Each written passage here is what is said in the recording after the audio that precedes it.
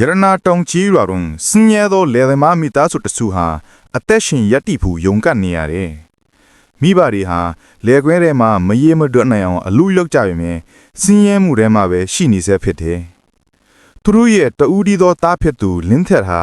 အသက်14နှစ်ရှိပြီးစူဆန်းလိုစိတ်ထက်သန်းကညံရည်လဲထက်မြက်သူတူလည်းဖြစ်တယ်။ ညနေပိုင်း၌လင်းထက်ဟာထင်းစုရန်ရလာတောင်ကုန်းပေါ်တက်သွားတယ်။ထင်းရှာဖွေနေစဉ်တစ်တော်ထဲမှာလမ်းပြောက်သွားတယ်။နေဝင်ကနေအချိန်၌လင်းထက်ဟာလွေးဝက်ကူတစ်ခုကိုတွေ့လိုက်ရတယ်။ကူထဲမှာလေးတို့ကထူးဆန်းပြီးလိမ့်မော့ရောင်အလင်းတွေနဲ့တောက်ပလုံးနေတယ်။ကူရဲ့အလဲဘဟို၌တားရည်ဖင်းပြုတ်လုထားသောစာအုပ်တအုပ်ဟာလေးဘော်တွေပြန့်တန်းလိုနေတယ်။ လင်းထက်ချင်းကပ်သွားတဲ့အခါစာအုပ်ဟာလေထဲမြောက်တက်သွားပြီးလိမ်မော်ရောင်ဆွမ်းရည်များပောက်ကွဲထွက်လာတယ်။ရှင်းမြမာစာလုံးတွေဟာတောက်ဖြောင်တဲ့လိမ်မော်ရောင်ဟလင်းတွေအထိထွက်ပေါ်လာပြီးလင်းထက်ရဲ့ရင်ဘတ်ထဲကိုစီးဝင်သွားတယ်။